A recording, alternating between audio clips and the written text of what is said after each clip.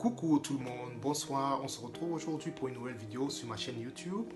Ça fait déjà 2 vidéos que j'ai dans cette chaîne et curieusement il y a beaucoup de personnes qui m'ont écrit pour me demander mon point de vue sur le coronavirus. C'est vrai que je comptais déjà faire une vidéo là-dessus.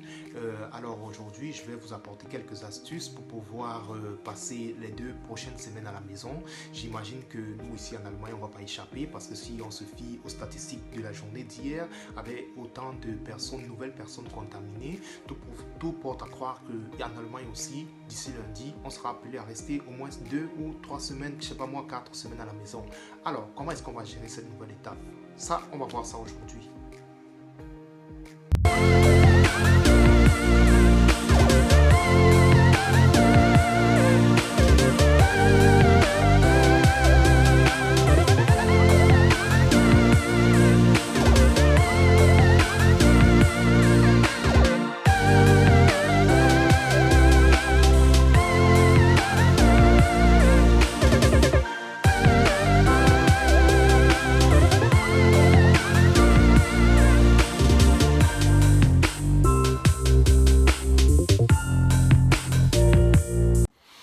Alors, la gestion du confinement, comment gérer son temps à la maison? Comme je dis, on va certainement aussi, comme beaucoup d'autres pays européens, être obligé à rester minimum 2 semaines à la maison. Ça, je crois qu'on ne va pas échapper.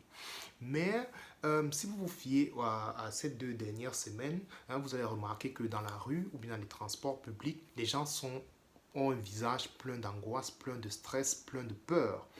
Les gens se discutent dans les supermarchés à cause du PQ, les gens se discutent à cause des bouteilles d'eau. C'est devenu difficile à croire, mais on a l'impression que que la civilisation a foutu le camp dans notre société. Et quand on parle encore de rester à la maison, tu vois, je vois encore les gens qui sont encore apeurés tellement, ils se demandent, mais qu'est-ce que je vais faire à la maison pendant 14 jours? Et pire encore, même peut-être plus. C'est quand même légitime de penser ça, mais pour ma part, je pense que c'est quelque chose aussi on peut en tirer quelque chose de bien en restant à la maison pendant 2 semaines. Moi, je pense pas que c'est tellement quelque chose de mauvais de rester à la maison pendant 2 semaines parce que, essayons de voir un peu, essayons d'être un peu honnête avec nous. Avant le coronavirus, comment est-ce qu'on vivait? On a, sur une journée de 24 heures, on a 8 heures du temps, parfois 7 heures du temps qu'on passe au boulot. Et vous allez voir, il y a des gens pour aller au travail, ils prennent 1 heure de temps pour partir et 1 heure de temps pour revenir à la maison. Ça veut dire qu'il y a des gens qui dépensent 10 à 11 heures de temps juste pour le travail dans leur vie. Il faut se réveiller tôt, il faut prendre le petit déjeuner, il faut courir dans tous les sens. Donc vous voyez que sur une journée de 24 heures, généralement on n'a pas beaucoup de temps pour soi-même. Or, maintenant, nous sommes à tous deux, on nous donne 2 semaines qu'on passe à la maison et qu'on passe ce temps avec nous-mêmes. C'est quand même quelque chose un peu de positif, moi je trouve. Hein. C'est vrai que quand on parle de positif, c'est un peu triste pour ceux qui sont en train de perdre la vie actuellement ou les gens qui sont couchés dans les hôpitaux. Et je peux comprendre ça et je compatis vraiment à tous ceux qui sont dans les hôpitaux actuellement ou bien les familles qui ont perdu un membre cher. Maintenant, quant à nous qui allons rester à la maison ou bien qui seront appelés à rester à la maison pendant 2 semaines, qu'est-ce qu'on peut faire?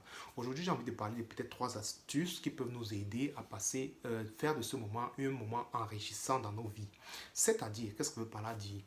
Dès qu'on reste à la maison, ça vous donne le temps de parler avec vous-même. Dans une vidéo précédente, j'ai dit qu'il fallait qu'on apprenne à parler avec nous-mêmes. Qu'est-ce que ça veut par là dire? Vous pouvez faire un bilan de votre vie, une rétrospection, de faire peut-être sur un principe, vous partez sur 1 ou 2 ans, vous essayez de voir les choses, les événements négatifs qui ont marqué votre vie l'année dernière, l'année antécédente, ou bien les 2 dernières années antécédentes.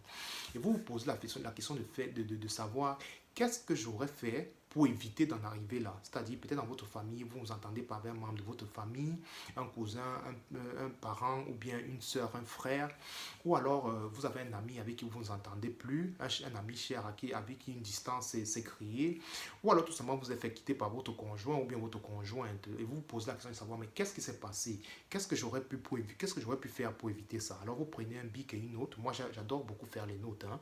Vous écrivez là-dessus, quelles sont les erreurs que j'ai fait, ou bien qu'est-ce que j'aurais pu faire que je n'ai pas fait avant de me retrouver dans cette solution-là.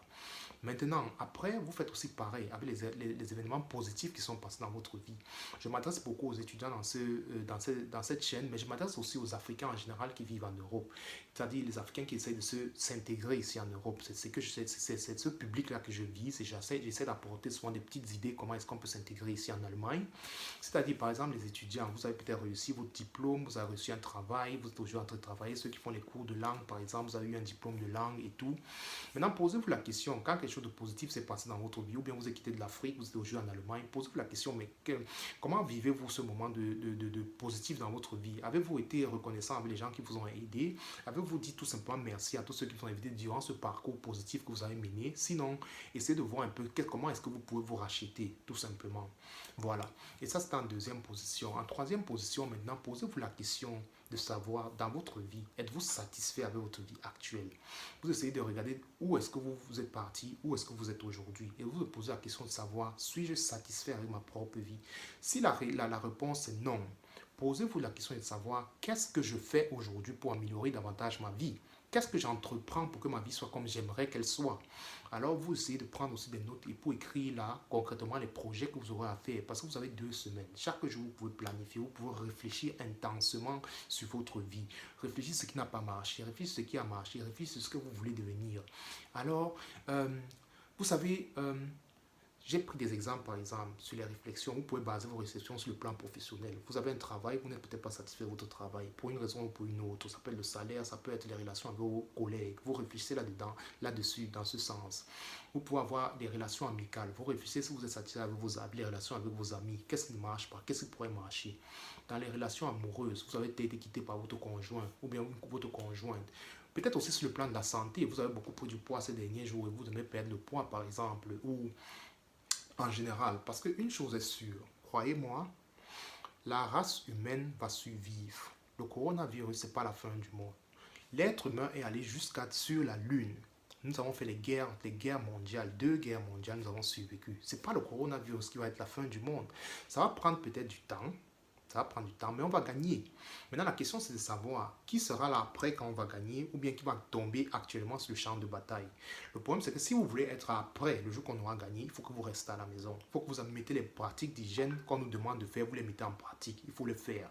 Et si vous le faites, si vous le faites, vous êtes sûr que vous serez là. Donc, saisissez cette opportunité, ce confinement qui nous attend ces 2 semaines à la maison pour faire un bilan, une rétrospection de votre vie. Vous essayez de vous demander qu'est-ce qui n'a pas marché, qu'est-ce que j'aurais pu mieux faire, ou alors qu'est-ce qui a marché, ou alors qu'est-ce que j'aimerais atteindre. Vous essayez de vous demander je viens d'où, je suis où aujourd'hui et où est-ce que je veux arriver. Voilà, vous essayez de faire un peu ce bilan-là de votre vie. Et très important, parce que actuellement j'ai parlé du stress. Les gens sont stressés, les gens sont angoissés, les gens vivent dans la peur. Vous avez peut-être aujourd'hui quelqu'un avec qui vous n'avez plus de contact, pour une raison ou pour une autre.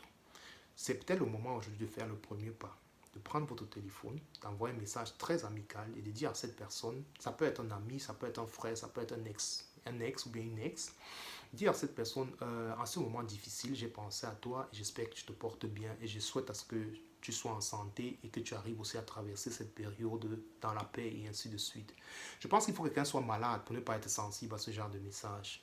Donc, profitez de cet instant parce qu'on a remarqué, j'ai parlé de l'homme qui allait sur la Lune, mais ça n'empêche que face à un petit virus comme ça, nous voyons comment nous sommes vulnérables en réalité, nous les êtres humains. Alors profitons de cet instant pour peut-être faire le premier pas, pour essayer de faire renouer les contacts avec un certain nombre de personnes dans nos vies qui nous étaient chères et qu'on a perdues.